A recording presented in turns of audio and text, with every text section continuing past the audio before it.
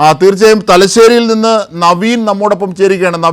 നവീന്റെ കുടുംബം ഈ വയനാട്ടിൽ ഈ പ്രദേശത്താണെന്ന് തോന്നുന്നു. നവീൻ, എന്താണ് പറയാനുള്ളത്? എന്റെ ഒരു കസിനും ഭർത്താവും അവിടെയുണ്ട്. അവരെവിടെയാണുള്ളത്? അവര് മുണ്ടക്കയാണ്. അതെ, പ്രദേശം അവർ പറഞ്ഞിട്ടുണ്ടോ? ഐഡന്റിഫൈ ചെയ്തിട്ടുണ്ടോ?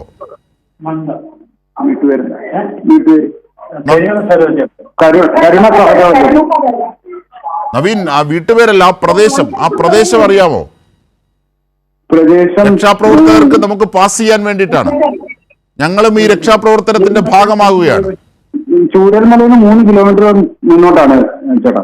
ചൂരൽമലയിൽ നിന്ന് 3 കിലോമീറ്റർ മുന്നോട്ടുള്ള സ്ഥലത്താണ് ഇപ്പോൾ നവീന്റെ ബന്ധുക്കൾ കുടുങ്ങിക്കിടക്കുന്നത്. അവർ കുടുങ്ങിക്കിടക്കുകയാണോ? അവർ ഫോണിലൂടെ ബന്ധപ്പെട്ടോ? അവരെ പറ്റി ഒരു കോണ്ടാക്ട് ചെയ്യാനുള്ള ഒരു സംവിധാനമില്ല. നമ്മള് മൊബൈലിൽ വിളിച്ചു, പക്ഷെ മൊബൈൽ കണക്ട് ആവുന്നില്ല. പിന്നെ വേറെ നെയ്ബേഴ്സിന്റെ അടുത്തൊന്നും കിട്ടിയില്ല. രാവിലെ തൊട്ട് ഇങ്ങനെ കാത്തു വെച്ചാണ്. ചൂരൽമലയിൽ നിന്ന് 4 കിലോമീറ്റർ അകലെ അല്ലേ? അതെ, 3-4 കിലോമീറ്റർ ഉള്ളിൽ. തീർച്ചയായും. ഈ സ്ഥലത്തിന്റെ പേര് കറക്റ്റായി അറിയാമോ? എന്തെങ്കിലും ഒരു ലാൻഡ്മാർക്ക്, ഒരു അടയാളം? ലാൻഡ്മാർക്ക് അറിയോ? ചൂരൽമല ലാൻഡ്മാർക്ക് അറിയോ? വീട്ടിന്റെ കരുണ സരോജം എന്നാണ് വീട്ടുപേര്. വീട്ടുപേര് അറിഞ്ഞിട്ട് കാര്യമില്ല, ആ പ്രദേശം അറിയാം.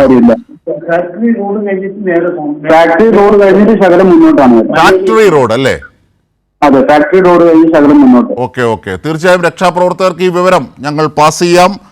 തീർച്ചയായും കൈരളി ന്യൂസും ഈ രക്ഷാപ്രവർത്തനത്തിന്റെ ഭാഗമാവുകയാണ്.